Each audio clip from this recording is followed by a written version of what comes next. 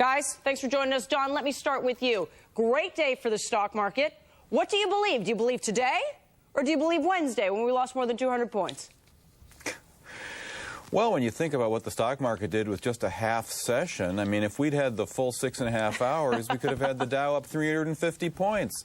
But look, to give you a straight answer, there's no question that we've got a lot of negative sentiment here.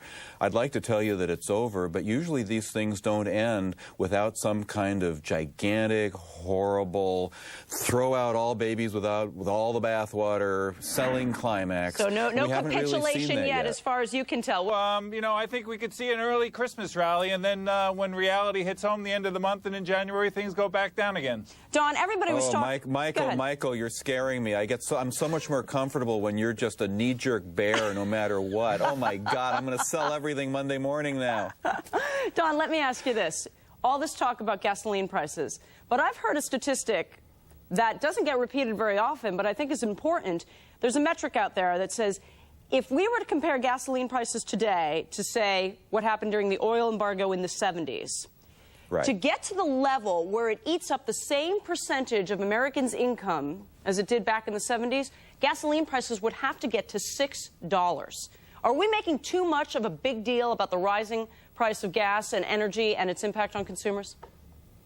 I think we are. The point you made is a great one, and you could make the whole the point not just about gasoline, but about oil itself, or for that matter, energy in any form. Our economy is just not as energy inefficient as it was in the 70s. We've learned a lot about conservation, so an extra dollar up in the crude price or an extra dime up in the gasoline price doesn't have the kind of impact it did then. Also, remember, the shocks that we're seeing now to the crude price and the gasoline price are just a steady drip, drip, drip of the dollar being worth a little bit less, inflation being a little bit more, global growth being a little bit better. Back in the 70s, we had horrible shocks where this critical commodity was simply withheld from us by its suppliers. That was a whole different thing. That was just being put on a starvation diet all in one day. This is a question of where, you know, we're just getting there one day at a time. We'll be fine. What are you doing right now? Well, I have a very, very smart client who gave me a really neat idea. Right now, closed-end municipal bond funds are trading at really big discounts, which is actually pretty unusual for that class. And the discounts are now so big that you can get really high-quality, well-managed, closed-end municipal bond funds that are yielding tax-free better than normal bond funds are dealing when you have to pay taxes. But isn't that for a reason? Aren't people worried about whether or not they're going to get paid? I mean, that's the whole continuing ripple effect of the subprime. The default rate on municipal bonds is functionally zero. There's nothing to worry about. Would you buy financials here? You know, I said that 2 weeks ago, and 7% ago, I regret it. But you know, at some point, you're going to eventually catch the bottom, because these companies are all too big to fail. They're not going anywhere, and there's so much pessimism. They're just being given away. So at some point, you got to buy them. Is today the day? I don't know. Mike. There is obviously some global coupling. It's just a question of how much. We are in a very interdependent, diversified global economy, and that's good news and that's bad news. That means that if one part goes bad, at least you've got the other parts, but it means that that bad part is connected to all the other parts. But are we not still the Mac Daddy? I mean, if we slow down substantially, as Michael was saying, we've already heard Wen Jiabao say that's problematic, that if the U.S. slows down, it's going to be bad for China, and then that's basically, you're talking about the whole global economy.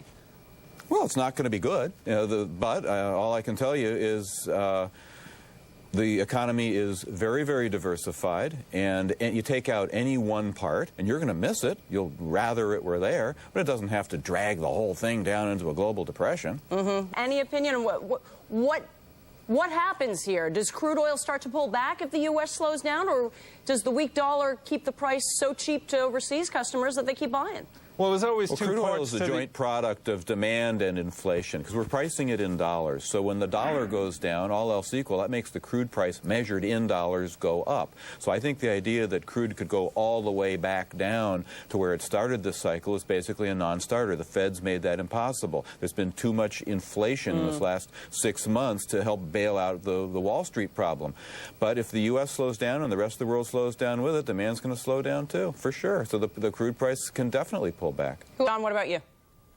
Any technology here? I think they're going to move with the market, but I think they're going to outperform the market. The tech is, especially software, is a great weak dollar play because these are companies that source in the United States, sell more than half of what they make outside the United States. They're valued on the top line. It's just a perfect storm for a weak dollar. And I think the dollar is going to stay weak for a long time. You know what I was surprised about? Microsoft got a lot of great play today because the Zune, according to USA Today, is this big seller that is doing a lot better than anybody thought, and yet it didn't seem to get all that much juice out of it.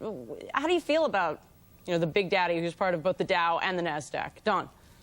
Well, the problem with Microsoft is that no one little gimmick like Zune or the Xbox or just basically anything they do is going to make a difference. It's just a gigantic mothership that's supported by Windows and Office, and that's the story. And all this other stuff is just kind of dilution. It just doesn't even matter.